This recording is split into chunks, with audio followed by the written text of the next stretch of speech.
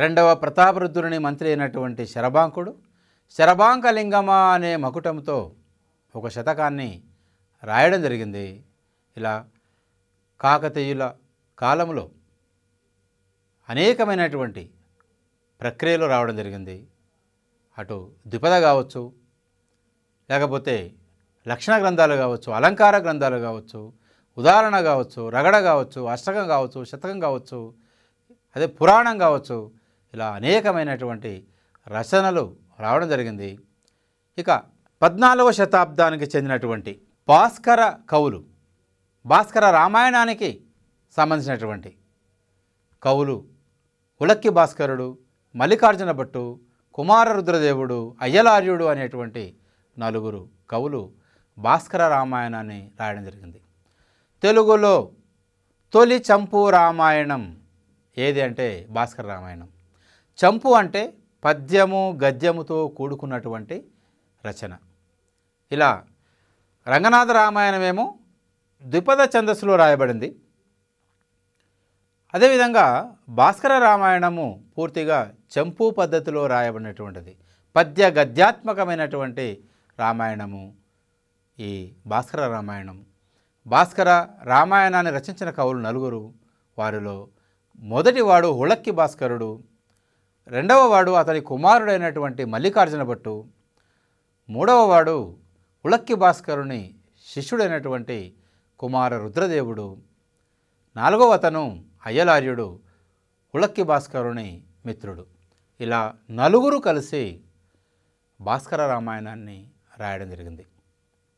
ఇందులో భాస్కర రామాయణంలో బాలకాండ, కిష్కింధకాండ, సుందరకాండల్ని ఈ 3 కాండల్ని మల్లికార్జున భట్టు రాస్తే, అయోధ్యకాండను కుమార రుద్రదేవుడు రాస్తే, యుద్ధకాండ ఉత్తర భాగాన్ని అయ్యలార్యుడు రాస్తే, అరణ్యకాండాన్ని యుద్ధకాండ పూర్వ భాగాన్ని ఉలక్కి భాస్కరుడు రాయడం జరిగింది. ఇలా తండ్రి కొడుకులు, శిష్యుడు, మిత్రుడు ఈ నలుగురి సహకారంతో ఈ భాస్కర రామాయణం అంటే రాయడం జరిగింది. తన మిత్రుడైనటువంటి అయ్యలార్యుని, తన కుమారుడైనటువంటి మల్లికార్జున భట్టు, తన శిష్యుడైనటువంటి కుమారరుద్రదేవుని సహకారంతో భాస్కర రామాయణాన్ని తన పేరు మీదుగా భాస్కర రామాయణాన్ని రాయడం జరిగింది. ఇది తెలుగులో తొలి చంపు రామాయణంగా ప్రసిద్ధిగాంచినటువంటిది భాస్కర రామాయణం. రంగనాథ రామాయణం తర్వాత వచ్చినటువంటిది. భాస్కర రామాయణంలో వాల్మీకి అనుసరణలు ఎక్కువగా కనబడతాయి. కానీ రంగనాథ రామాయణంలో వాల్మీకి రామాయణంలో లేనటువంటి కొన్ని కథలు కూడా అందులో గోనబుద్ధారెడ్డి చొప్పించడం జరిగింది. ముఖ్యంగా లక్ష్మణరేఖ వృత్తాంతం కావచ్చు, అహల్య వృత్తాంతం కావచ్చు, తర్వాత సులోచన వృత్తాంతం కావచ్చు, ఇలాంటివి వాల్మీకి రామాయణంలో లేనటువంటివి. అలాంటి వాటిని గోనబుద్ధారెడ్డి రంగనాథ రామాయణంలో చెప్పడం జరిగింది. భాస్కర రామాయణంలో ఎక్కువగా అంటే వాల్మీకి రామాయణంలో ఉన్నటువంటి కథను యథాతథంగా తీసుకొని చంపు పద్ధతిలో రాయడం జరిగింది. ఉలక్కి భాస్కరుడు, మల్లికార్జున భట్టు, కుమారరుద్రదేవుడు, అయ్యలార్యుడు అనేటువంటి కవులు. ఇది తెలుగులో తొలి చంపు రామాయణంగా ప్రసిద్ధిగాంచింది. తర్వాత కాకతీయుల కాలానికి చెందినటువంటి మరొక కవి అగస్త్యుడు. ఈయన బాలభారతం, నలకీర్తి కౌముది అనేటువంటి పద్య కావ్యాలను రాయడం జరిగింది. ఏంటివి? బాలభారతం, నలకీర్తి కౌముది అనేటువంటి పద్య రచనలను చేసినవాడు అగస్త్యుడు. ఇకపోతే గణపనారాధ్యుడు అనేటువంటి కవి. ఈయన స్వరశాస్త్ర మంజరి అనేటువంటి స్వర లక్షణాలను తెలియజేసేటువంటి ఒక కావ్యాన్ని రాయడం జరిగింది. గణపనారాధ్యుడు అనేటువంటి కవి. ఇక రావిపాటి త్రిపురాంతకుడు సంస్కృతంలో ప్రేమాభిరామము అనేటువంటి ఒక బాణాన్ని రాయడం జరిగింది. దశవిధ రూపకాలలో ఒకటైనటువంటి బాణం అనేటువంటి ఒక రూపకానికి చెందినటువంటిది. ఏంటిది? ప్రేమాభిరామం. దీనిని రావిపాటి త్రిపురాంతకుడు రాయడం జరిగింది. ఈ రామాన్ని ఆధారంగా చేసుకొని వెనుకొండ వల్లభరాయుడు క్రీడాభిరామాన్ని రాయడం జరిగింది. అంటే క్రీడాభిరామానికి మూలమైనటువంటిది ఏంటి అంటే ప్రేమాభిరామం. అదేవిధంగా రావిపాటి త్రిపురాంతకుడు, త్రిపురాంతకోదాహరణం అనేటువంటి ఉదాహరణ కావచ్చు, మదన విజయం కావచ్చు, చంద్ర తారావళి కావచ్చు, అంబికా శతకం అనేటువంటి రచనలు కూడా చేశాడు రావిపాటి త్రిపురాంతకుడు. ఇలా కాకతీయ రాజుల కాలంలో ఇటు రాజులు, వారి ఆస్థానంలో ఉన్నవారు, వారికి దూరంగా ఉన్నటువంటి వారు అనేకమైన రచనలు చేసి అనేకమైనటువంటి ప్రక్రియలకు ఆద్యులై తెలుగు సాహిత్యాన్ని సుసంపన్నం చేశారు. అందుకే తెలుగు సాహిత్యం, తెలుగు సాహిత్య చరిత్రలో కాకతీయ యుగం అనేటువంటిది, కాకతీయుల కాలం అనేటువంటిది ఒక స్వర్ణయుగంగా ప్రసిద్ధిగాంచినటువంటిది. మొదటి ప్రతాపరుద్రుడైనటువంటి రుద్రదేవుడు ఆయన నీతిసారం అనేటువంటి గ్రంథాన్ని రాయడం జరిగింది. నీతిసారం గ్రంథ రచయిత ఎవరు? రుద్రదేవుడు. ఇతడే మొదటి ప్రతాపరుద్రుడు. ఈ రుద్రదేవుడు వేయించినటువంటి హనుమకొండ శాసనం, 1000 స్తంభాల శాసనం, ఈ 1000 స్తంభాల గుడిలో వేయించినటువంటి శాసన రచయిత అచితేంద్రయతి అనేటువంటి అతను ఈ 1000 స్తంభాల గుడిలో ఉన్నటువంటి శాసనాన్ని రాయడం జరిగింది. అదేవిధంగా పాలకురికి సోమనాథుడు ఆయన రచించినటువంటి రచనలు బసవ పురాణం కావచ్చు, వృషాధిప శతకం కావచ్చు, చతుర్వేద సారం కావచ్చు, చెన్నమల్లు సీసాలు కావచ్చు, బసవోదాహరణం కావచ్చు, బసవరగడ కావచ్చు, రుద్రాష్టకం కావచ్చు, వృషాధిప శతకం కావచ్చు, ఇలాంటి వాటిని కూడా గుర్తుంచుకోవడం ఎంతైనా అవసరం. తెలుగులో తొలి ద్విపద కావ్యాన్ని రచించినటువంటి వాడు పాలకురికి సోమనాథుడు. ప్రథమాంధ్ర సాంఘిక పురాణంగా ప్రసిద్ధిగాంచిన కావ్యము బసవ పురాణం. అదేవిధంగా తెలుగులో తొలి విజ్ఞాన సర్వస్వంగా భావించబడుతున్నటువంటి కావ్యము పండితారాధ్య చరిత్ర. సంపూర్ణ శతక లక్షణాలు కలిగినటువంటి తొలి శతకం వృషాధిప శతకం. తెలుగులో తొలి ఉదాహరణ కావ్యాన్ని రచించినటువంటి వాడు, తొలి అష్టకాన్ని రచించిన వాడు, తొలి రగడను రచించినటువంటి వాడు పాలకురికి సోమనాథుడు. తెలుగులో మొట్టమొదట రామాయణాన్ని రచించినటువంటి కవి కూడా కాకతీయుల కాలానికి చెందినవాడే. ఎవరైనా గోనబుద్ధారెడ్డి. ఈయన రచించిన రామాయణానికి గల పేరు రంగనాథ రామాయణం. తన తండ్రి అయినటువంటి విఠల రంగనాథుని పేరు మీదుగా రంగనాథ రామాయణాన్ని రాయడం జరిగింది. రామాయణం అనున్నది ఇతిహాసమా, పురాణమా, కావ్యమా, ప్రబంధమా అని అడగవచ్చు. రామాయణం అనేది ఇతిహాసం. ఇతిహాసం అనగా తొల్లిటి రాజుల కథలు కలిగినటువంటిది. ఇతిహాసంలో ప్రధానంగా మూడు లక్షణాలు కనబడతాయి. ఒకటి కథాకథనం, రెండవది చారిత్రక ప్రాధాన్యం, 3 సందేశం. ఈ 3 లక్షణాలు కలిగినటువంటిది ఇతిహాసం. భారతీయ ఇతిహాసాలలో మొదటిది రామాయణం. దీన్ని గుర్తుంచుకోవాలి. ఆ తర్వాతనే మహాభారతం అనే ఇతిహాసం వచ్చింది. రామాయణం అనగా రామస్య ఆయనం, రాముని యొక్క జీవనయానమును గూర్చి తెలుపునదే రామాయణం. రామాయణమును సంస్కృతములో రచించిన కవి ఎవరు అని అడిగే అవకాశం కూడా లేకపోలేదు. వాల్మీకి. రామాయణములోని భాగములకు గల పేరు కాండలు. మరి మహాభారతములోని భాగాల గల పేరు పర్వములు. రామాయణములోని కాండల సంఖ్య 7. అవి బాలకాండ, అయోధ్యకాండ, అరణ్యకాండ, కిష్కింధకాండ, సుందరకాండ, యుద్ధకాండ, ఉత్తరకాండ. రంగనాథ రామాయణంలో గోనబుద్ధారెడ్డి ఎన్ని కాండలు రాశాడు అంటే 6 కాండలు రాశాడు అనే విషయాన్ని గుర్తుంచుకోవాలి. బాలకాండ నుండి యుద్ధకాండ వరకు మాత్రమే గోనబుద్ధారెడ్డి రాశాడు. మరి ఉత్తరకాండను రాసి రంగనాథ రామాయణాన్ని సంపూర్ణంగా గావించిన వారు ఎవరు? కాచభూపతి విఠలనాథుడు. వీరు ఎవరి కుమారులు?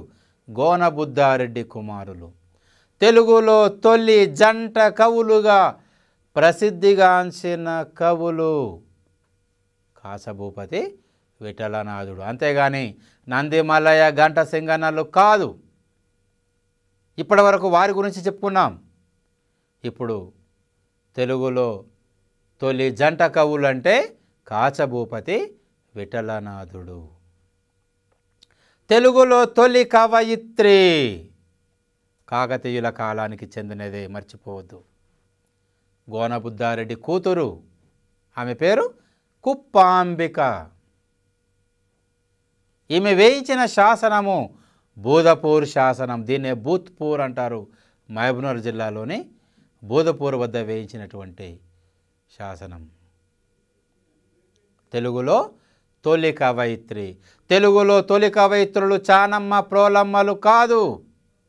ఇప్పుడు మనం చెప్పుకోవాల్సింది కుప్పాంబిక, గోనబుద్ధారెడ్డి కూతురైనటువంటి కుప్పాంబిక అని మనం చెప్పుకోవాలి. తెలుగులో తొలి రామాయణమును రచించినటువంటి కవి గోనబుద్ధారెడ్డి అయితే, తెలుగులో తొలి పురాణాన్ని రచించినటువంటి కవి మారన కూడా కాకతీయుల కాలానికి చెందినవాడే. అదే మార్కండేయ పురాణం. అదేవిధంగా అగస్త్యుడు రాసినటువంటి బాలభారతం కావచ్చు, నలకీర్తి కౌముది కావచ్చు, ఇలాంటి కావ్యాలను, తర్వాత సంస్కృతాంధ్ర పితామహుడుగా ప్రసిద్ధిగాంచినటువంటి శివదేవధీమణి అనేటువంటి శతకాన్ని రాయడం జరిగింది. రెండవ ప్రతాపరుద్రుని మంత్రి అయినటువంటి శరభాంకుడు శరభాంకలింగమ అనే మకుటంతో ఒక శతకాన్ని రాయడం జరిగింది. అదేవిధంగా మొట్టమొదటిసారిగా ఒక స్వరశాస్త్రాన్ని రాసినటువంటి ఘనత కూడా తెలంగాణ ప్రాంతానికి చెందినటువంటి రచయితకే దక్కింది. అదే స్వరశాస్త్ర మంజరి. ఈ స్వరశాస్త్ర మంజరిని రచించినటువంటి వాడు గణపనారాధ్యుడు. అదేవిధంగా దశవిధ రూపకాలలో ఒకటి అయినటువంటి బాణంగా చెప్పబడుతున్నటువంటి ప్రేమాభిరామాన్ని రచించినటువంటి వాడు రావిపాటి త్రిపురాంతకుడు. దీనిని అనుసరించి తెలుగులో వినుకొండ వల్లభరాయుడు క్రీడాభిరామాన్ని రాయడం జరిగింది. దీనిని క్రీడాభిరామాన్ని వినుకొండ వల్లభరాయుడు కాదు, శ్రీనాథుడు రాశాడనేటువంటి ఒక అభిప్రాయం కూడా ఉంది. అది వేరే విషయం. మొత్తం మీదుగా క్రీడాభిరామము అనేటువంటి ఒక కావ్యాన్ని రాయడానికి మూల కారణమైనటువంటిది రావిపాటి త్రిపురాంతకుడు సంస్కృతంలో రాసినటువంటి ప్రేమాభిరామం. ఇలా కాకతీయుల కాలానికి సంబంధించినటువంటి సాహిత్యాన్ని కూడా సమగ్రంగా అధ్యయనం చేయాల్సిన అవసరం ఎంతైనా ఉంది. కాకతీయ రాజుల అనంతరం తెలుగు ప్రాంతాలని పరిపాలించిన రాజుల్లో పద్మనాయక రాజులు ముఖ్యులు. పద్మనాయక రాజుల కాలంలో కూడా తెలుగు సాహిత్యం వెల్లివిరిసిందని చెప్పుకోవచ్చు. వారు స్వయంగా కవి పండితులే కాకుండా ఎందరో కవుల్ని పండితుల్ని పోషించినటువంటి వారు పద్మనాయక రాజులు. సర్వజ్ఞ పద్మనాయక భూపాలుడు రాచకొండను రాజధానిగా చేసుకొని పరిపాలించిన వారిలో మొదటివాడైనటువంటి ఈ సర్వజ్ఞ పద్మనాయక భూపాలుడు రచించిన యక్షగానం సారంగధర చరిత్ర యక్షగాన సాహిత్యంలో మొట్టమొదటిదని డాక్టర్ సుంకిరెడ్డి నారాయణరెడ్డి గారు అభిప్రాయపడ్డారు. తెలుగు సాహిత్యంలో తొలి యక్షగానం ఏది అని మనం ప్రశ్నించుకున్నప్పుడు కందుకూరి రుద్రకవి సుగ్రీవ విజయమే మొదటి యక్షగానమని మనం చెప్పుకుంటాం. అంతకన్నా ముందే ప్రోలుగంటి చెన్నశౌరి రచించినటువంటి సౌభరి చరిత్ర, ఇది తెలుగు సాహిత్యంలో మొట్టమొదట రాయబడిన యక్షగానం. కానీ అది ఇప్పుడు లభించడం లేదు. అయితే 1వ పద్మనాయక భూపాలుడు ఆయన ఈ సారంగధర చరిత్ర అనేటువంటి యక్షగానం రాశాడని, ఇదియే యక్షగానాల్లో మొదటి యక్షగానమని చరిత్రకారుల అభిప్రాయం. ఒకవేళ పరీక్షలో ఒక ప్రశ్న వచ్చినప్పుడు యక్షగాన సాహిత్యంలో మొట్టమొదటి రచన ఏది అన్నప్పుడు, లేదా తెలుగులో రాయబడిన తొలి యక్షగానం ఏది అన్నప్పుడు సారంగధర చరిత్ర అనే ప్రస్తావన రాకుండా, సారంగధర చరిత్ర ఒకవేళ అక్కడ ఆప్షన్ లేకుండా సుగ్రీవ విజయం అనేది మాత్రమే ఉంటే సుగ్రీవ విజయాన్ని అక్కడ సమాధానం గుర్తించాలి. ఒకవేళ సుగ్రీవ విజయంతో పాటు సారంగధర చరిత్రను అక్కడ ఆప్షన్లో ఇచ్చినప్పుడు సారంగధర చరిత్రను మాత్రమే గుర్తించాలి. ఎందుకంటే ఇవాళ తెలంగాణ సాహిత్య చరిత్రను పరిశోధిస్తున్న సందర్భంలో మన చరిత్రకారులు ఇవాళ యక్షగానాల్లో తొలి యక్షగానం సారంగధర చరిత్ర అని ఇవాళ మనం గుర్తించుకున్నాం. ఆ విధంగా దానికి ఆ గుర్తింపుని ఇవ్వడం జరిగింది. కాబట్టి యక్షగాన సాహిత్యంలో తొలి రచన ఏదంటే మరి ఈ సర్వజ్ఞ పద్మనాయక భూపాలుడు రాసినటువంటి సారంగధర చరిత్రయే తొలి యక్షగానం అని మనం ప్రస్తావించవచ్చు. అదేవిధంగా ఈ పద్మనాయక రాజుల కాలంలో కవి బల్లలుడు గుణమంజరి, పదమంజరి అనేటువంటి సంస్కృత కావ్యాలు, అదేవిధంగా శూద్రక రాజచరిత్రం, బేతాళ పంచవింశతి, విక్రమార్క చరిత్ర అనేటువంటి తెలుగు కావ్యాలని రాయడం జరిగింది కవి బల్లటుడు. ఇతని రచనల విషయానికి వస్తే మరొకసారి గణమంజరి, పదమంజరి ఇవి సంస్కృత కావ్యాలు. సంస్కృత కావ్యాలైనటువంటి గణమంజరి కావచ్చు, పదమంజరి వీటిని రాసినవాడు కవి బల్లటుడు. తెలుగు కావ్యాలైతే బేతాళ పంచవింశతి, శూద్రక రాజచరిత్రం, అదేవిధంగా విక్రమార్క చరిత్ర, కవి బల్లట పక్కిక అనేటువంటి వ్యాకరణ గ్రంథాన్ని కూడా రాసినవాడు కవి బల్లటుడు. తర్వాత పశుపతి నాగనాథ కవి రాసినటువంటి రచనల్లో మదన విలాసం అనే బాణం, విష్ణు పురాణమును రాయడం జరిగింది. పశుపతి నాగనాథ కవి మదన విలాసం అనే బాణాన్ని, తర్వాత విష్ణు పురాణమును రాయడం జరిగింది. తర్వాత తెలుగులో తొలి సంకలన గ్రంథకర్త అయినటువంటి మడికి సింగన కూడా ఈ కాలానికి చెందినటువంటి వాడే, పద్మనాయకుల కాలానికి చెందినవాడే మడికి సింగన. ఈయన సంకలనం చేసినటువంటి గ్రంథము పేరు సకల నీతి సమ్మతము. చాలామంది కవులు రాసినటువంటి కావ్యాలు కాలగర్భంలో కలిసిపోతే అక్కడక్కడ జనం నోళ్ళల్లో ఉన్నటువంటి, అక్కడక్కడ నిలిచిపోయినటువంటి, కాలానికి ఎదురొడ్డి నిలిచినటువంటి కొన్ని పద్యాల్ని లేదా రచనల్ని వాటిని సేకరించి సకల నీతి సమతం అనే పేరుతో ఒక సంకలన గ్రంథాన్ని ఆయన తీసుకురావడం జరిగింది. మడికి సింగన తెలుగులో మొట్టమొదటి సంకలన గ్రంథ రచయిత, సంకలనకర్త ఎవరంటే మడికి సింగన. తొలి సంకలనకర్త కూడా తెలంగాణ ప్రాంతానికి చెందినటువంటి వాడే. ఎవరైనా మడికి సింగన. ఈయన వెలువరించినటువంటి సంకలన గ్రంథము సకల నీతి సమ్మతము అనేటువంటి గ్రంథం.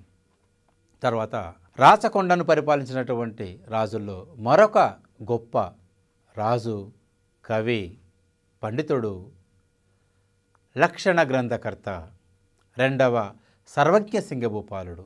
ఈయన రచించినటువంటి గ్రంథాలు 3 గ్రంథాలను ఆయన రాయడం జరిగింది. ఆ 3ంటిలో ఒకటి రసార్ణవ సుధాకరం అనేటువంటిది, సంగీత సుధాకరం అనేటువంటిది, కందర్ప సంభవం అనేటువంటిది. రసార్ణవ సుధాకరం అనేటువంటి అలంకార గ్రంథం, అదేవిధంగా సంగీత సుధాకరం అనేటువంటి నాట్య గ్రంథం, తర్వాత కందర్ప సంభవం అనేటువంటిది, బాణం.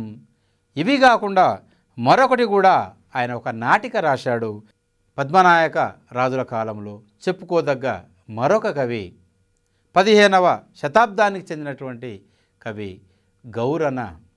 ఈయన నవనాద చరిత్ర, హరిచంద్రోపాఖ్యానము, లక్షణ దీపిక అనేటువంటి రచన చేశాడు. నవనాదులను వారి యొక్క జీవితాన్ని ఇతివృత్తాలుగా తీసుకొని ఆయన నవనాద చరిత్ర అనేటువంటి కావ్యాన్ని, అదేవిధంగా మారణ రచించినటువంటి మార్కండేయ పురాణములో ఉన్న హరిశ్చంద్ర కథను తీసుకొని హరిశ్చంద్రోపాఖ్యానం అనేటువంటి ఒక కావ్యాన్ని గౌరన రాయడం జరిగింది. హరిశ్చంద్ర కథను తీసుకొని మొట్టమొదట కావ్యంగా రచించినటువంటి వాడు ఎవరు అంటే గౌరన. హరిశ్చంద్రోపాఖ్యానంలో అద్భుతమైనటువంటి నక్షత్ర పాత్ర, నక్షత్రకుడు అనేటువంటి పాత్ర సృష్టికర్త కూడా గౌరనే.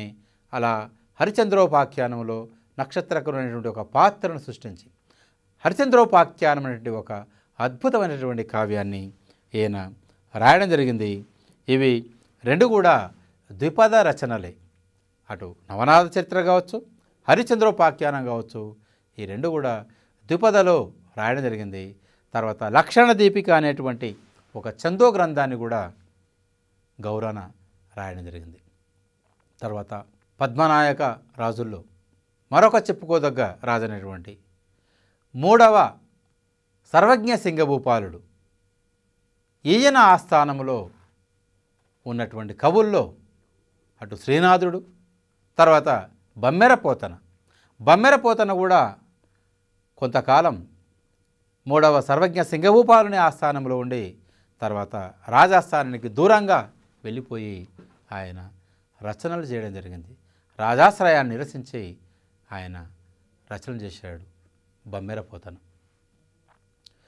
ఈ కాలంలో చెప్పుకోదగ్గ తెలుగు జాతి, తెలంగాణ ప్రాంతం గర్వించదగ్గ కవి బమ్మెరపోతన. ఈయన వరంగల్ జిల్లాలోని పాలకుర్తి సమీపాన ఉన్నటువంటి బమ్మెర అనేటువంటి గ్రామానికి చెందినవాడు. ఊరు పేరునే ఇంటి పేరుగా చేసుకొని ప్రసిద్ధిగాంచినవాడు బమ్మెరపోతన. బమ్మెరపోతనను ఆంధ్ర సాహిత్య చరిత్రకారులు ఆంధ్ర ప్రాంతానికి చెందినవాడని వారి పరిశోధనల్లో చెప్పడం జరిగింది. కానీ అది అవాస్తవము. తెలంగాణ సాహిత్య చరిత్రకారులు తమ పరిశోధన ద్వారా వెల్లడించిన అంశం ఏమిటంటే పోతన తెలంగాణ ప్రాంతానికి చెందినవాడే, ఆయన బమ్మెర అనేటువంటి గ్రామానికి చెందినవాడు అని సాక్ష్యాధారాలు సహా పోతనను తెలంగాణ ప్రాంతానికి చెందినవాడుగా నిరూపించడం జరిగింది. ఇలా ఆంధ్ర ప్రాంతానికి చెందినటువంటి కవుల్ని, రచయితల్ని కూడా హైజాక్ చేసి తమ ప్రాంతానికి చెందినవారుగా అలా నిరూపించుకోవడం జరిగింది. కానీ అది అవాస్తవము. తెలంగాణ ప్రాంతానికి చెందినటువంటి తెలుగు వారందరూ కూడా గర్వించదగ్గ గొప్ప కవి బమ్మెరపోతన. ఈయన తల్లిదండ్రులు లక్కమాంబ కేసన మంత్రి. ఈయన బిరుదు సహజ పాండిత్యుడు అనేటువంటి బిరుదు ఈయనకున్నది. ఈయన గురువు ఇవటూరి సోమనారాధ్యుడు అని. ఈయన రచనల్లో ముఖ్యమైనటువంటివి వీరభద్ర విజయము, భోగిని దండకము, నారాయణ శతకము, భాగవతము. ఇవి ఆయన రాసినటువంటి రచనలు. వీరభద్ర విజయము తన గురువైన ఇవటూరి సోమనారాధ్యుని ఆదేశానుసారము రాయడం జరిగింది. తర్వాత 3వ సర్వజ్ఞ సింగభూపాలుని ఆదేశానుసారము ఈ భోగిని అనేటువంటి వేశ్యను దృష్టిలో ఉంచుకొని భోగిని దండకాన్ని రాయడం జరిగింది పోతన. తెలుగులో వెలువడినటువంటి తొలి స్వతంత్ర దండక కావ్యం ఏది అంటే భోగిని దండకం. సరే, ఏదో ఒక కావ్యంలో అంతర్గతంగా ఉండొచ్చు, కానీ ఒక ప్రత్యేక కావ్యంగా, ఒక ప్రత్యేక దండకం కావ్యంగా రాయబడినటువంటిది భోగిని దండకం. అంటే దండకాన్నే కావ్యంగా తీసుకొని రాయడం జరిగింది. తొలి స్వతంత్ర దండకం భోగిని దండకం ఒక ప్రత్యేకంగా రాయబడినటువంటిది. దీనిని రాసినటువంటి కవి బమ్మెరపోతన. అదేవిధంగా నారాయణ శతకం అనేటువంటి శతకాన్ని కూడా రాశాడంటారు. కానీ అవి అందులో కొన్ని పద్యాలు మాత్రమే మనకు లభిస్తున్నాయి. ఇకపోతే తెలుగువారి అదృష్టంగా భావించబడుతున్నటువంటి ఒక అద్భుతమైనటువంటి పురాణం భాగవత పురాణాన్ని తెలుగులోనికి అనువదించిన వాడు బమ్మెర పోతన. భాగవతాన్ని పోతన అనువదించడం తెలుగువారి అదృష్టంగా భావించవచ్చు. రామాయణం అనే ఇతిహాసం కావచ్చు, మహాభారతం అనే ఇతిహాసం కావచ్చు, వీటిని పోతన కన్నా ముందున్నటువంటి కవులు తెలుగులోకి అనువదించారు. చాలామంది కవులు రామాయణాన్ని రాయడం జరిగింది. మహాభారతాన్ని కవిత్రయమైనటువంటి నన్నయ్య, తిక్కన, ఎర్రన రాయడం జరిగింది. కానీ భాగవతం జోలికి ఎవరూ పోలేదు. భాగవతాన్ని తెలుగులో ఎవరు అనువదించకపోవడం, ఎవరు రాయకపోవడం అది నా పూర్వజన్మ సుకృతమని పోతన తన అదృష్టంగా భావించి భాగవత రచనకు శ్రీకారం చుడతాడు.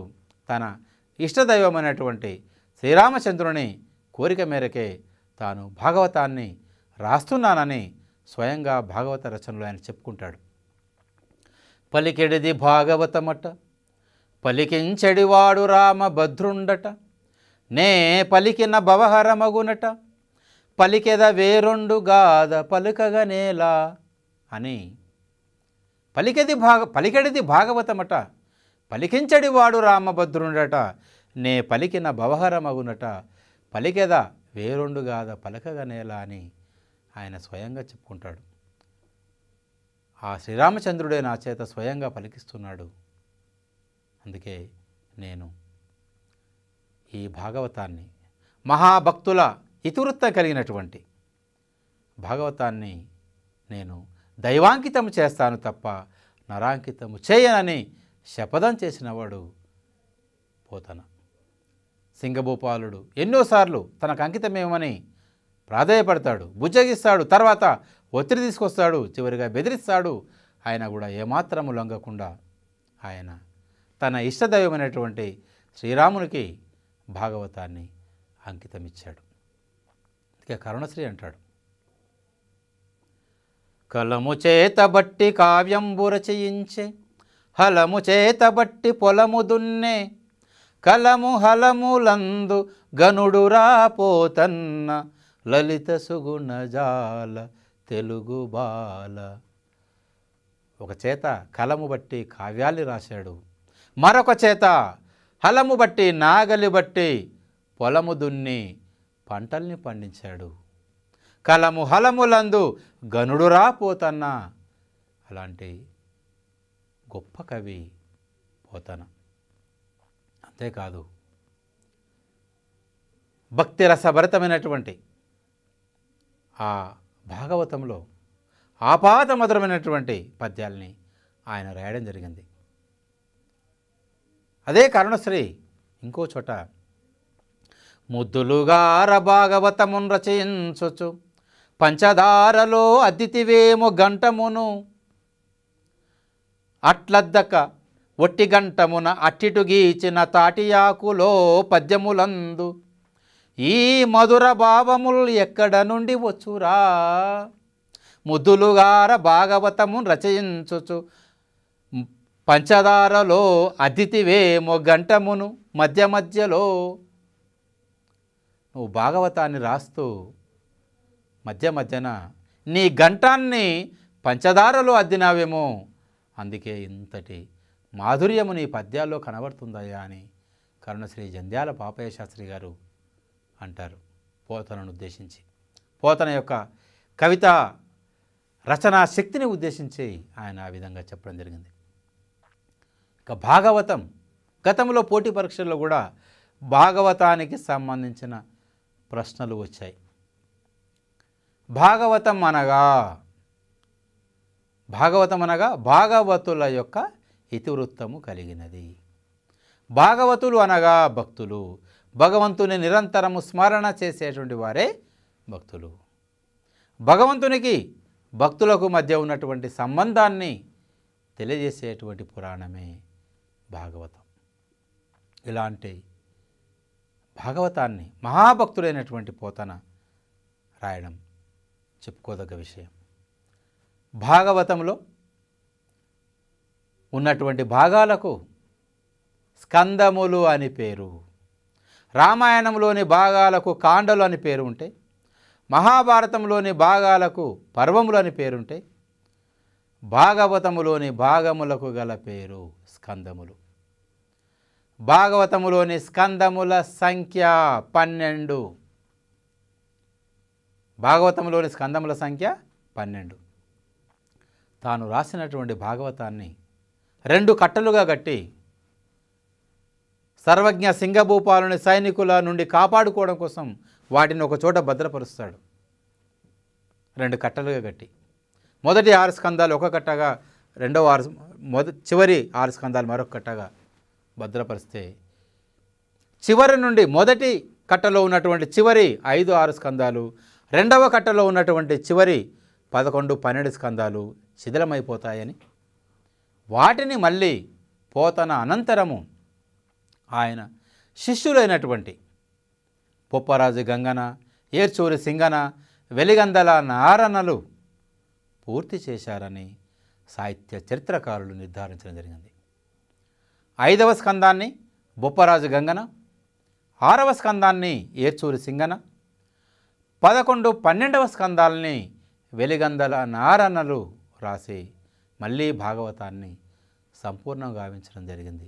భాగవతంలో 12 స్కందాలు ఉంటే అందులో 12 స్కందాల్లో 11 స్కందాలన్నీ ఒక ఎత్తు అయితే దశమ స్కందం మరొక ఎత్తు.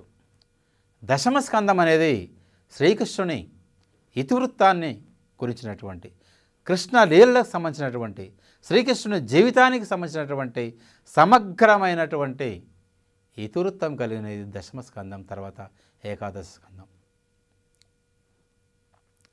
ప్రధానంగా భాగవతములోని కథాఘట్టాల్లో చెప్పుకోదగ్గ కథాఘట్టాల విషయానికి వస్తే, ప్రహ్లాద చరిత్ర 7వ స్కందంలోని ప్రహ్లాద చరిత్ర, 8వ స్కందంలోని గజేంద్ర మోక్షం, 10వ స్కందంలో ఉన్నటువంటి రుక్మిణీ కళ్యాణం, శ్రీకృష్ణ లీలలు కావచ్చు, రుక్మిణీ కళ్యాణం కావచ్చు, ఇలాంటి కథాఘట్టాలు ఆపాత మధురాలైనటువంటి కథాఘట్టాలు. కాబట్టి భాగవతము అనున్నది పురాణమా, ఇతిహాసమా, కావ్యమా, ప్రబంధమా అని ప్రశ్నిస్తే భాగవతం అనున్నది పురాణము. 18 పురాణాలలో భాగవతము ఒకటి. ఈ భాగవతమును రచించినటువంటి కవి, తెలుగులో రచించినటువంటి వాడు బమ్మెర పోతన. శిథిలమైన భాగాలను రచించిన వారు ఆయన శిష్యులు. 5వ స్కందాన్ని బొప్పరాజు గంగన, 6వ స్కందాన్ని ఏర్చూరి సింగన, 11-12 స్కందాలను వెలిగందల నారన్నలు రాశారు. భాగవతాన్ని ఎవరికి అంకితం ఇచ్చాడు? తన ఇష్టదైవమైనటువంటి శ్రీరామచంద్రునికి. భాగవతములోని భాగములకు గల పేరు స్కందములు. భాగవతములోని స్కందముల సంఖ్య 12. ఇంతకు భాగవతము అనగా భాగవతుల యొక్క ఇతివృత్తములు కలిగినటువంటిది, భక్తుల గాథలతో కూడుకున్నటువంటిది, భక్తులకు భగవంతునికి సంబంధం ఉన్నటువంటిది, పురాణ లక్షణాలు కలిగినటువంటిది. అందుకే దీన్ని పురాణం అని పేర్కొనడం జరిగింది. ఇలా భాగవతం గురించి కూడా అడిగే అవకాశం లేకపోలేదు. ఎక్కడో ఏదో ఒక పద్యాన్ని, ఎందుకంటే చాలా సుప్రసిద్ధమైనటువంటి పద్యాలు ఇందులో ఉన్నాయి. ఎందుగలడందులేడని సందేహము వలదు చక్రి సర్వోపగతున్, ఎందెందు వెదకి చూచిన అందందే కలడు దానవాగ్రని వింటే అని ప్రహ్లాదుడు తన తండ్రి అయిన హిరణ్యకశిపునితో పలికిన సందర్భం. డింబక సర్వస్థలంబున నంబోర్హ నేత్రుడుండు అనుచుమిగుల సంభ్రంభంబున పలికెదవు ఈ స్తంభంబున జూపగలవె చక్రిన్ గిక్రిన్ అని హిరణ్యకశిపుడు తన కుమారుడైన ప్రహ్లాదునితో పలికిన సందర్భం. గజేంద్ర మోక్ష ఘట్టంలో గజేంద్రుడు మొసలిచే పీడించబడుతున్నాడు. ప్రాణం పోయేటువంటి సమయం ఆసన్నమైంది. భగవంతుని ధ్యానిస్తున్నాడు. ఇంత భగవంతుడు ఉన్నాడా లేడా అనేటువంటి సందేహం కూడా ఆ గజేంద్రునికి కలిగింది. కలడందురు దీనుల జడ కలడందురు పరమయోగి గడముల పాలన్ కలడందురన్ని దిశలన్ కలడు కలండనెడు వాడు కలడో లేడో అని. ఎవ్వనిచే జనించు జగం ఎవ్వని లోపల నుండి లీనమౌ ఎవ్వని యందుడెందు పరమేశ్వరుడెవ్వడు మూల కారణం ఎవ్వడనా ఆది మధ్యలయుడు ఎవ్వడు సర్వము తానయన్న వాడెవ్వడు వానిన్ ఆత్మభవున్ శరణంబు వేడెదన్. అదేవిధంగా అల వైకుంఠపురంబులు నగరులు ఆమూల సౌదంబు దాపల మందార అనేటువంటి పద్యం. సిరికింజప్పడు శంఖచక్ర యుగం చేదోయి సంధింపడు ఏ పరివారమున్ జీరడు అభ్రగపతిన్ బన్నింపడు ఆకర్ణికాంతర దమ్మిల్లము చక్కనొత్తడు అనేటువంటి పద్యం కావచ్చు. ఇవన్నీ కూడా ఆపాత మధురాలు కాబట్టి ఇవి చాలా ప్రసిద్ధమైనటువంటి పద్యాలు. ఆయా సందర్భాలను దృష్టిలో ఉంచుకొని కూడా ఇలాంటి పద్యాలను కూడా అడిగే అవకాశం లేకపోలేదు. కాబట్టి భాగవతం అనగానే పోతన, పోతన అనగానే భాగవతం. ఇవాళ తెలంగాణ సాహిత్యం అనగానే పాల్కురికి సోమనాథుని తర్వాత మనం అంత గొప్పగా చెప్పుకోదగ్గ కవి బమ్మెర పోతన. కాబట్టి బమ్మెర పోతన గురించి కూడా అడిగే అవకాశం లేకపోలేదు. ఒక్క ప్రశ్న అయినా వచ్చే అవకాశం లేకపోలేదు. తప్పనిసరిగా అడిగే అవకాశం ఉంటుంది. కాబట్టి పోతన సాహిత్యాన్ని గురించి కూడా మీరు తెలుసుకోవాల్సిన అవసరం ఎంతైనా ఉంది. పద్మనాయకుల కాలానికి చెందిన గంగాదేవి మధురా విజయం అనేటువంటి కావ్యాన్ని సంస్కృత భాషలో రాయడం జరిగింది. ఈ గంగాదేవి కాకతీయుల ఆడపడుచు. క్రీస్తు శకం 1370 ప్రాంతానికి చెందినది. విజయనగరాన్ని పరిపాలించినటువంటి బుక్కరాయల కుమారుడైనటువంటి కుమార కంపరాయల భార్య. కుమార కంపరాయల విజయగాథలను ఇతివృత్తంగా చేసుకొని ఈమె మధురా విజయం అనేటువంటి సంస్కృత కావ్యాన్ని రాయడం జరిగింది. గంగాదేవి ప్రత్యేకత ఏంటంటే సంస్కృతంలో కావ్యమును రాసినటువంటి తొలి తెలుగు మహిళ అని చెప్పవచ్చు. మరొకసారి సంస్కృత కావ్యాన్ని రచించినటువంటి తొలి తెలుగు మహిళ గంగాదేవి. ఈమె కాకతీయుల ఆడపడుచు, విజయనగర రాజైన బుక్కరాయల కోడలు, కుమార కంపరాయల భార్య. అదేవిధంగా 15వ శతాబ్దికి చెందినటువంటి కొరవి గోపరాజు సింహాసన ద్వాత్రింశిక అనేటువంటి కథాకావ్యాన్ని రాయడం జరిగింది. ఈ కొరవి గోపరాజు నిజామాబాద్ జిల్లాలోని వేముగల్లు ప్రాంతానికి చెందినవాడు. ఇదే భీముగల్లుగా ఇవాళ వ్యవహరించబడుతుంది. ఈయన సింహాసన ద్వాత్రింశిక అనేటువంటి కావ్యాన్ని రాయడం జరిగింది. సింహాసన ద్వాత్రింశిక అనగా అనగా 32 కథలతో కూడినటువంటి కావ్యము. భోజరాజు విక్రమార్కుని సింహాసనాన్ని అధిరోహిస్తున్న సందర్భంలో ఆ విక్రమార్కుని సింహాసనము పక్కన ఉన్నటువంటి ఆ మెట్ల పక్కన ఉన్నటువంటి సాలబంజికలు 32 సాలబంజికలు చెప్పినటువంటి కథల సమాహారమే సింహాసన ద్వాత్రింశతి. ఇలా పద్మనాయకుల కాలంలో చాలా కథాకావ్యాలు కూడా రావడం జరిగింది. ఇలాంటి కథాకావ్యాలలో ముఖ్యమైనటువంటిది సింహాసన ద్వాత్రింశిక. ఈ కాలంలోనే మెదక్ జిల్లా కొలిచెలమ్మ నివాసి అయిన మల్లినాథసూరి చాలా చెప్పుకోదగ్గ పండితుడు. సంస్కృత ఆంధ్ర భాషలలో నిష్ణాతుడైనటువంటి వాడు. ఈయన సంస్కృత పంచకావ్యాలన్నింటికీ కూడా వ్యాఖ్యానం చేసినవాడు. మల్లినాథసూరి తెలంగాణ గర్వించదగ్గ పండితుడు. ఒక తెలంగాణ ప్రాంతమే కాదు, యావత్ తెలుగు ప్రాంతం గర్వించదగ్గ పండితుడు మల్లినాథసూరి. ఈయన మెదక్ జిల్లా కొలిచెలమ్మ నివాసి. ఈయన తండ్రి కపర్ది. ఈయన కూడా గొప్ప సంస్కృత పండితుడు. కాళిదాసు సంస్కృతంలో రచించినటువంటి రఘువంశం, కుమార సంభవం, మేఘ సందేశంలోనే కాకుండా భారవి రచించినటువంటి కిరాతార్జునీయానికి, మాగుడు రచించినటువంటి శిశుపాల వధకు అద్భుతమైనటువంటి వ్యాఖ్యలను చేసినవాడు మల్లినాథసూరి. మల్లినాథసూరి కాళిదాసు రచించినటువంటి మేఘ సందేశానికి, అదేవిధంగా మాగుడు రచించినటువంటి శిశుపాల వధకు వ్యాఖ్య చేస్తూ వాటి రెండింటిని బేరీజు వేస్తూ మాగే మేఘే గతం వయః అని అంటాడు. అంటే మాగానికి మేఘానికి రెండింటికి వ్యాఖ్యానం చేయడంతోనే నా వయసంతా ఉడిగిపోయింది, నా వయసు మొత్తం, నా జీవితకాలం మొత్తం ఈ రెండింటికే సరిపోయింది అని ఆయన అంటాడు. అంత అద్భుతంగా సంస్కృత కవులు రాసినటువంటి కావ్యాలను వ్యాఖ్యానం చేసినటువంటి గొప్ప పండితుడు మల్లినాథసూరి. ఆయన మన తెలంగాణ ప్రాంతానికి చెందినవాడు, మెదక్ జిల్లా కొలిచెలమ నివాసి. ఇదే కాలానికి చెందినటువంటి నూతన కవి సూరన ధనాభిరామం అనేటువంటి ఒక అద్భుతమైనటువంటి కల్పిత ప్రబంధాన్ని రాయడం జరిగింది. ఇది తెలుగు సాహిత్యంలో తర్వాత వచ్చినటువంటి ప్రబంధాలకు మార్గదర్శకంగా నిలిచిందని చెప్పవచ్చు.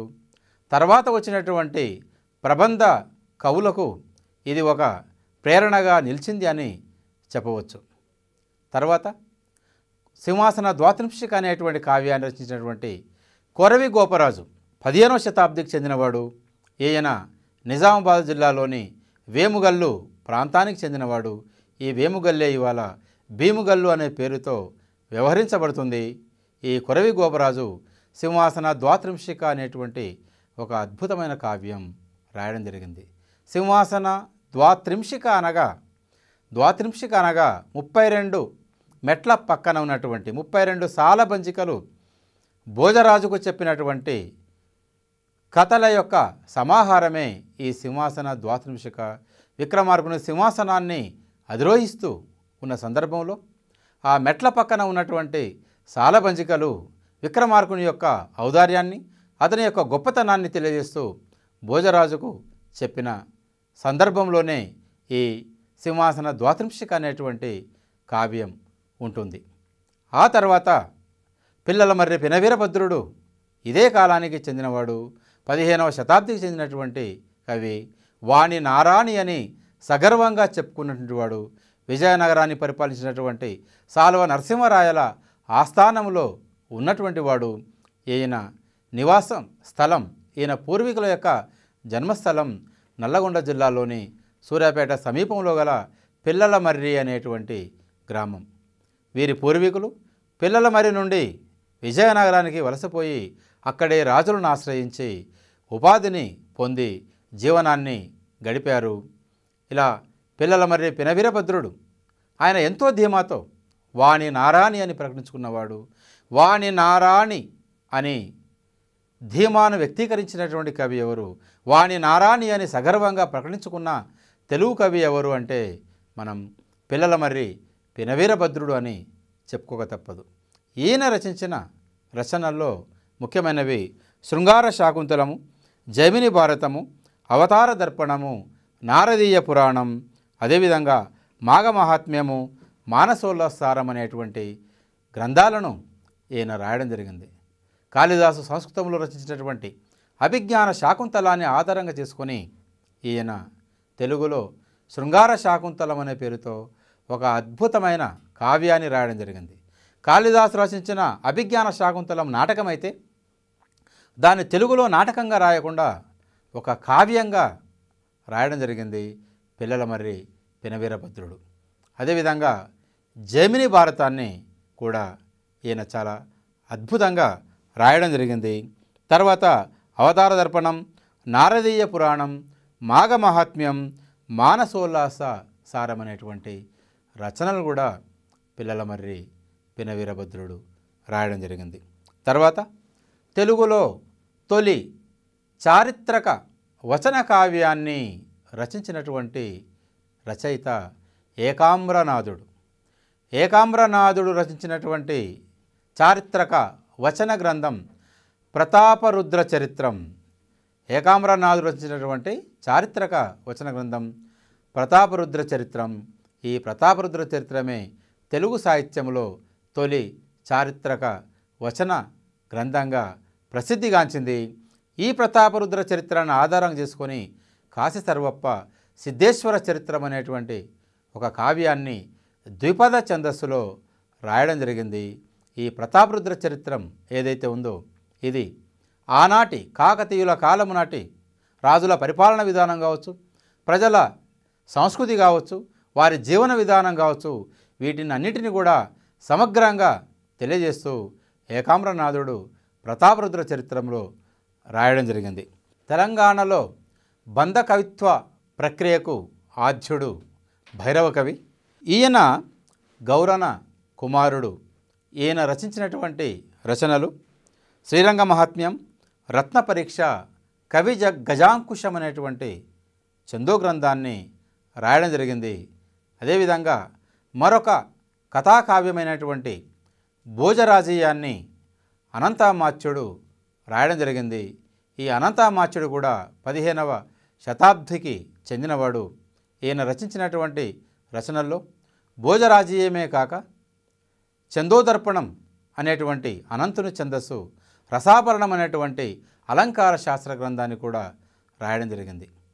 ఇలా పద్మనాయకుల కాలంలో చాలామంది కవులు, పండితులు, రాజులు తమ తమ రచనల్ని వెలయించి తెలుగు సాహిత్యాన్ని సుసంపన్నం చేయడం జరిగింది.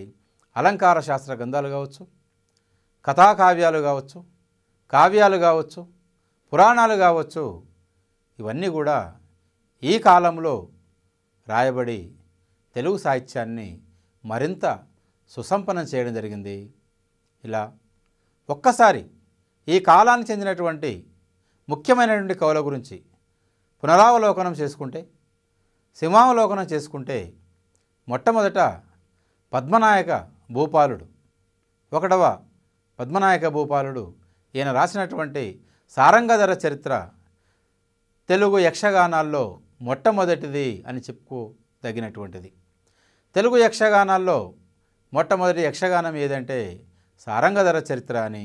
గతంలో అయితే కందుకూరి రుద్రకవి రాసినటువంటి సుగ్రీవ విజయమే తొలి యక్షగానం అని. కానీ ఇవాళ తెలంగాణ సాహిత్య చరిత్రకారుల అభిప్రాయం ప్రకారం సారంగధర చరిత్రయే తొలి యక్షగానం అని పరిగణించడం జరిగింది. అదేవిధంగా 2వ సర్వజ్ఞ సింగభూపాలుడు కావచ్చు, 3వ సర్వజ్ఞ సింగభూపాలుడు కావచ్చు, 3వ సర్వజ్ఞ సింగభూపాలుని ఆస్థానంలో ఉన్నటువంటి బమ్మెరపోతన కావచ్చు, బమ్మెరపోతన రచించినటువంటి రచనలు కావచ్చు, వాటిని కూడా మనం దృష్టిలో ఉంచుకోవాలి. భాగవతం అనున్నది పురాణమా, ఇతిహాసమా, లేదా కావ్యమా, ప్రబంధమా అన్నప్పుడు మనం దానిని పురాణంలాగానే భావించాలి. భాగవతం అనేది పురాణం. అదేవిధంగా భాగవతంలో ప్రధానంగా పోతన రాసినటువంటి స్కందాలు ఎన్ని అంటే 8 స్కందాలు. అంటే మిగిలిన 4 స్కందాలు శిథిలమైపోతే వాటిని ఆయన శిష్యులు బొప్పరాజు గంగన, ఏర్చూరి సింగన, వెలిగంతల నారాయణలు రాసి పూర్తి చేశారు. బొప్పరాజు గంగన 5వ స్కందాన్ని, ఏర్చూరి సింగన 6వ స్కందాన్ని, 11, 12 స్కందాలను వెలిగంతల నారాయణలు రాయడం జరిగింది. తర్వాత ఈ కాలానికి చెందినటువంటి సుప్రసిద్ధ వ్యాఖ్యాత మల్లినాథ సూరిని గుర్తుంచుకోవాల్సిన సందర్భం ఎంతైనా ఉంది. ఈయన సంస్కృత పంచ కావ్యాలకు వ్యాఖ్యానం చేయడం జరిగింది. ఈ కాలంలోనే కొన్ని కథాకావ్యాలు కూడా వచ్చాయి.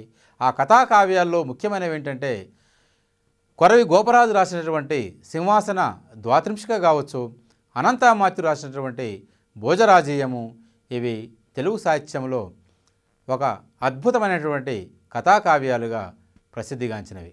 పద్మనాయక భూపాలుడు రచించిన యక్షగానం ఏది అని ప్రశ్న వచ్చినప్పుడు దీనికి సమాధానం సారంగధర చరిత్ర అనే యక్షగానం. ఇది తెలుగు యక్షగాన సాహిత్యంలో తొలి యక్షగానం అని ఇవాళ తెలంగాణ సాహిత్య చరిత్రకారులు అభిప్రాయపడుతున్నారు. అదేవిధంగా కందుకూరి రుద్రకవి రచించినటువంటి యక్షగానం ఏది అన్నప్పుడు సుగ్రీవ విజయం. ఇది నిన్నటి వరకు కూడా యక్షగాన సాహిత్యంలో మొట్టమొదటిది అని మనం చెప్పుకోవడం జరిగింది. అదేవిధంగా పోతన రచించినటువంటి వీరభద్ర విజయం ఏ మతానికి సంబంధించినది అన్నప్పుడు ఇది శైవమా, వైష్ణవమా, శాక్తేయమా, కాపాలికమా అన్నప్పుడు ఇది శైవ మతానికి సంబంధించినది అని. అదేవిధంగా తెలుగులో తొలి స్వతంత్ర దండక కావ్యం ఏది అన్నప్పుడు దీనికి సమాధానం భోగిని దండకం.